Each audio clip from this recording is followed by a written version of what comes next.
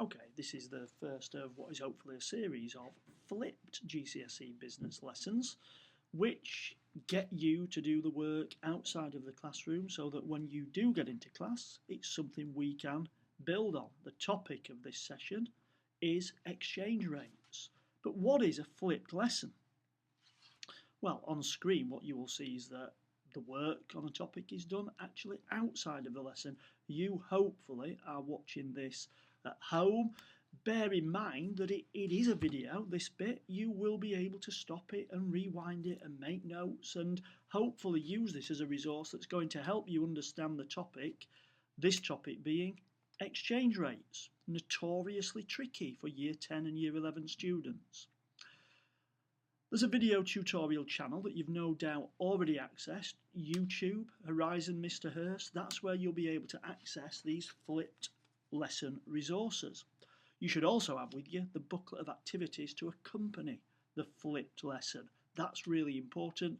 That needs to come into the next lesson completed with hopefully you being something of an expert. The last bullet point there says that the next lesson does rely completely on you having the knowledge from this flipped lesson. So there is no question of you not coming having done it. It is absolutely essential. My planning, your teacher's planning, is based on this flipped lesson. Okay, well, let's get on to the topic then. The topic is exchange rates. As I said, it is a tricky topic for Year 10 and Year 11 students. The purpose of this part of exchange rates is to get you to understand, well, exactly what an exchange rate actually is. If we look down those other bullet points as there, you're going to be able to calculate changes in exchange rates after this and working through the activities. And then in the next lesson, we'll be looking at how they might impact on small businesses. Okay, so what is an exchange rate? Well, if you've been abroad, you'll know that you will exchange your pounds for the currency of the country you're going to. So if you're going to France or Spain, you'll exchange your pounds for euro. If you're going to America, it will be dollars. On screen is the definition. An exchange rate is the value of one currency in terms of another. It's the price of buying a foreign currency. Now, if we look at an example on screen, we know that today £1 will currently buy you €1.17. This is the exchange rate of the pound to the euro. Okay, let's have a look at an example then to see how exchange rates work and how they affect small businesses. Right, imagine Michael Smith then owns a bakery here in South Yorkshire, Smith's Bakery, and part of his product range he makes continental breads. One of his raw materials that he needs for this bread is wheat, and he gets this wheat from an Italian supplier. Now, the Italian farmer, of course, will want paying in euros. It's no good paying an Italian in pounds. They don't use pounds over in Italy. Now, the wheat costs €10 per bag. That's what the Italian farmer charges. That's what they charge Italian customers, and that's what they charge British or other foreign customers. Now, Smith's Bakery buys 10 bags of wheat per month. That's what he needs to make his Italian bread. The important point, as I've just said, is that the bakery, Smiths, must pay for this wheat in euros. Now, let's imagine that the exchange rate of the pound to the euro is £1 is €1.20. Okay, I've simplified it a little bit from what it actually is today, but that is the exchange rate of the pound to the euro. Now, what happens? Smiths buy 10 bags of wheat each month, as we've just seen. Each bag costs €10, so 10 bags cost €100. 10 bags times €10 per bag. Now, what we need to know is how much that costs in pounds. Effectively, Smiths need to buy €100 to pay for the wheat. it buys euros at the exchange rate of £1 to €1.20. Now let's have a look at how we do that calculation. Okay, so let us have a look. Let's have a look at how this calculation is made. There's an important thing that you need to know on screen now. When exchanging pounds for a foreign currency, we need to divide the amount in the foreign currency by the exchange rate. And we know that Smiths need to pay €100 for this wheat and that the exchange rate to the pound is €1.20. So if we divide 100 by €1.20, we get 83.33.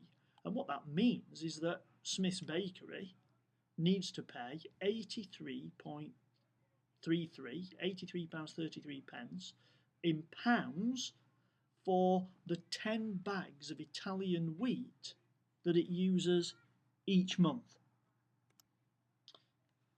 So that's how we do the calculation. Now you might need to rewind that and go through that again and make sure you fully understand how that works. If you're happy and if you're certain with how that calculation is made, well, let's have a look at a little practice question. It's on the screen now. What I suggest you do is that pause the recording now, have a read of that and see if you can identify the right answer.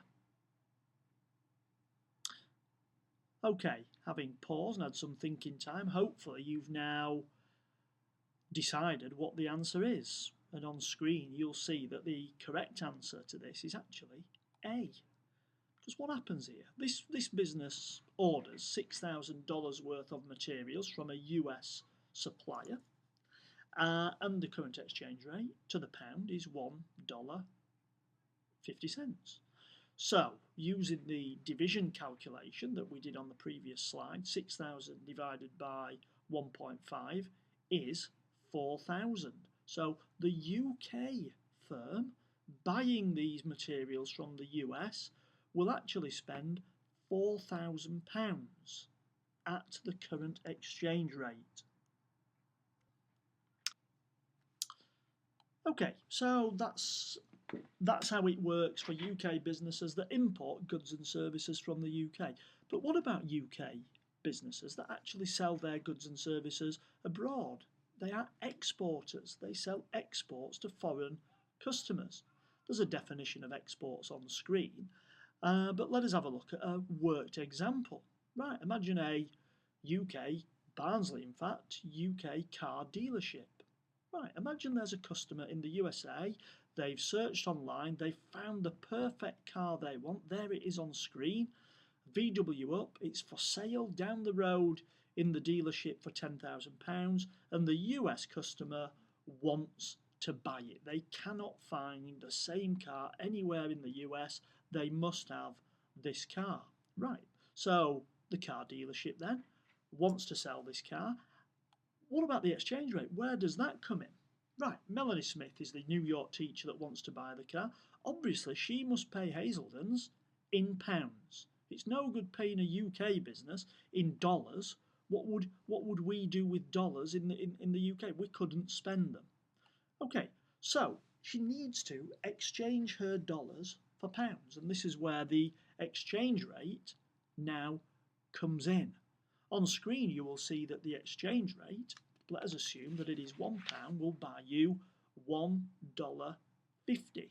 So in Melanie's case, she needs to buy pounds, and each pound she buys is going to cost her $1.50.